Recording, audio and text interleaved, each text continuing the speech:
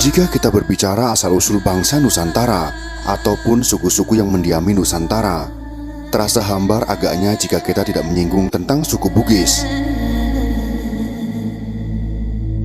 Orang-orang Bugis sangat terkenal akan pengembaraannya di seluruh Nusantara, bahkan sampai Madagaskar dan Afrika pada masa lalu, saat nenek moyang kita menguasai pelayaran di dunia. Bagaimanakah asal-usul dan sejarah suku Bugis? Mari kita simak ulasannya dalam video berikut ini.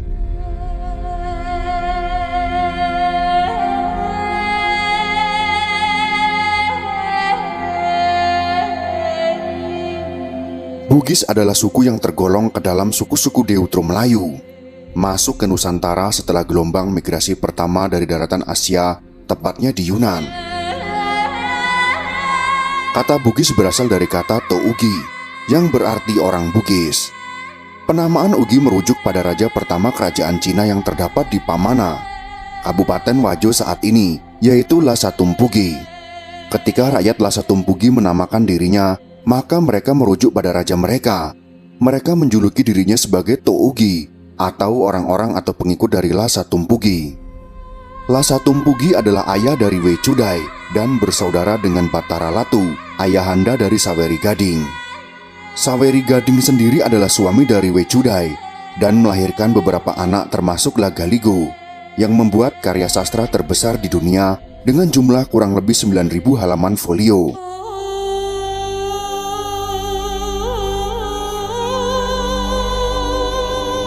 Saweri Gading Opunaware atau yang di Pertuan Diware adalah kisah yang tertuang dalam karya sastra I Lagaligo dalam tradisi masyarakat Bugis.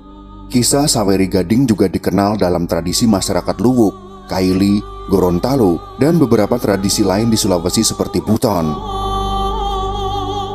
Komunitas ini berkembang dan membentuk beberapa kerajaan. Masyarakat ini kemudian mengembangkan kebudayaan, bahasa, aksara, dan pemerintahan mereka sendiri. Beberapa kerajaan Bugis klasik antara lain Luwu, Bone, Wajo, Sopeng, Supa, Sawito, Sidenreng, dan Rapang. Meski tersebar dan membentuk suku Bugis, tapi proses pernikahan menyebabkan adanya pertalian darah dengan Makassar dan Mandar. Saat ini orang Bugis tersebar dalam beberapa kabupaten, yaitu Luwu, Bone, Wajo, Sopeng, Sidrap, Pinrang, Sinjai, dan Baru.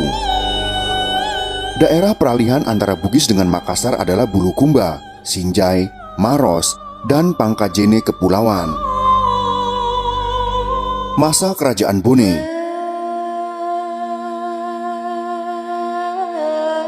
Di daerah Bone terjadi kekacauan selama 7 generasi, yang kemudian muncul seorang To Manurung yang dikenal dengan Manurunge Rimatajang.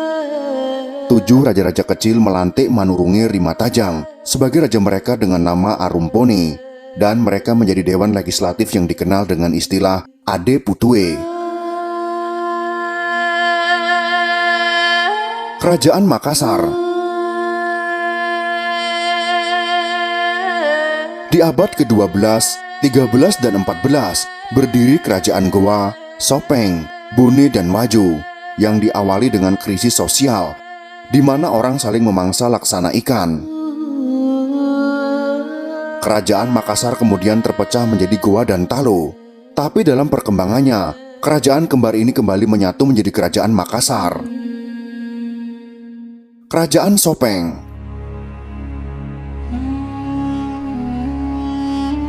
Di saat terjadi kekacauan, di Sopeng muncul 2 orang To Manurung.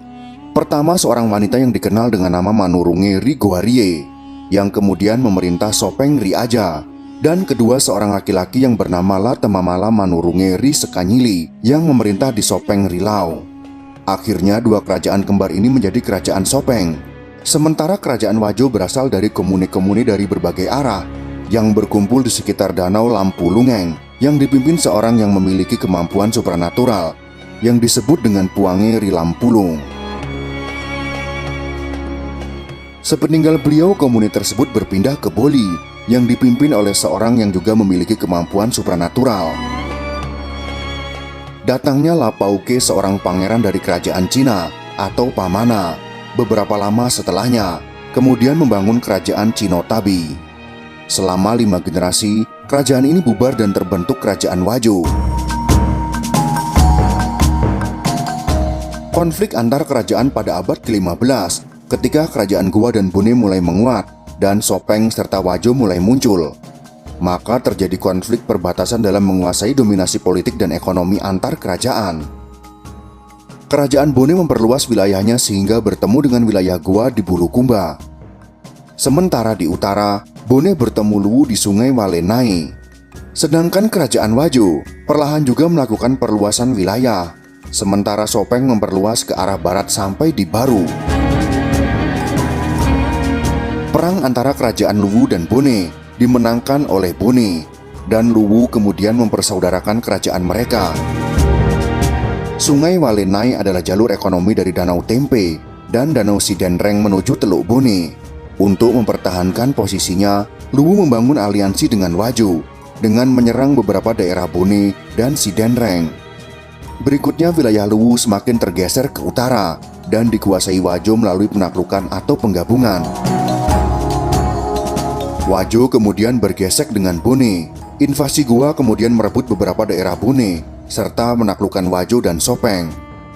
Untuk menghadapi hegemoni Gowa, kerajaan Bone, Wajo, dan Sopeng membentuk aliansi yang disebut Telum Pocoe. Penyebaran agama Islam.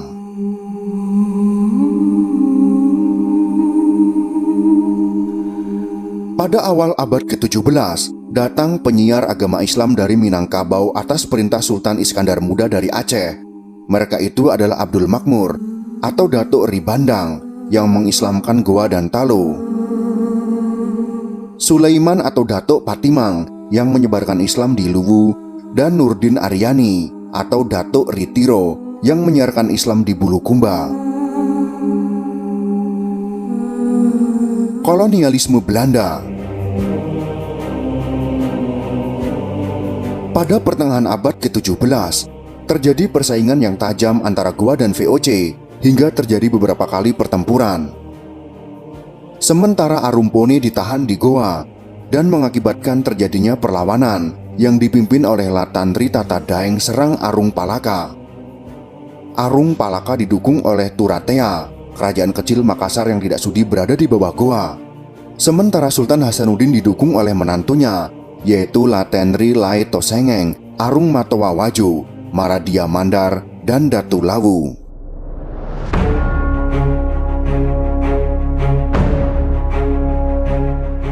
Perang yang dahsyat mengakibatkan benteng Somba Opu luluh lantak.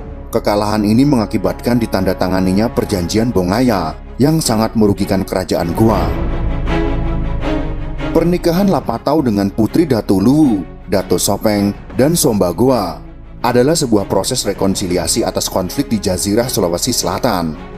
Setelah itu tidak ada lagi perang yang besar sampai kemudian di tahun 1905 sampai tahun 1906, setelah perlawanan Sultan Husain Karaeng Lembang Parang dan Lapawawoi Karaeng Segeri Arumpone dipadamkan. Maka masyarakat Bugis Makassar baru bisa betul-betul ditaklukkan Belanda. Kosongnya kepemimpinan lokal mengakibatkan Belanda menerbitkan Korte Verklaring, yaitu perjanjian pendek tentang pengangkatan raja sebagai pemulihan kondisi kerajaan yang sempat lowong setelah penaklukan. Kerajaan tidak lagi berdaulat, tapi hanya sekedar perpanjangan tangan kekuasaan pemerintah kolonial Belanda. Sampai kemudian muncul Jepang menggeser Belanda hingga berdirinya NKRI. Masa kemerdekaan. Para raja-raja di Nusantara bersepakat membubarkan kerajaan mereka dan melebur dalam wadah NKRI pada tahun 1950 sampai dengan 1960-an. Indonesia, khususnya Sulawesi Selatan, disibukkan dengan pemberontakan. Pemberontakan ini mengakibatkan banyak orang Bugis meninggalkan kampung halamannya. Seiring dengan arus reformasi, muncullah wacana pemekaran. Daerah Mandar membentuk provinsi baru yaitu Sulawesi Barat. Kabupaten Luwu terpecah 3 daerah tingkat 2, sementara banyak kecamatan dan desa atau kelurahan juga dimekarkan. Orang Bugis dalam perantauan. Kepiawaian suku Bugis Makassar dalam mengarungi samudra cukup dikenal luas, dan wilayah perantauan mereka pun hingga Malaysia, Filipina, Brunei, Thailand, Australia, Madagaskar, dan Afrika Selatan. Bahkan di pinggiran kota Cape Town di Afrika Selatan, terdapat sebuah suburb yang bernama Makassar, sebagai tanda penduduk setempat mengingat tanah asal nenek moyang mereka. Konflik antara kerajaan Bugis dan Makassar serta konflik sesama kerajaan Bugis pada abad ke-16, 17, 18, dan 19 menyebabkan tidak tenangnya daerah Sulawesi Selatan. Hal ini menyebabkan banyaknya orang Bugis bermigrasi terutama di daerah pesisir. Selain itu, budaya merantau juga didorong oleh keinginan akan kemerdekaan. Kebahagiaan dalam tradisi Bugis hanya dapat diraih melalui kemerdekaan.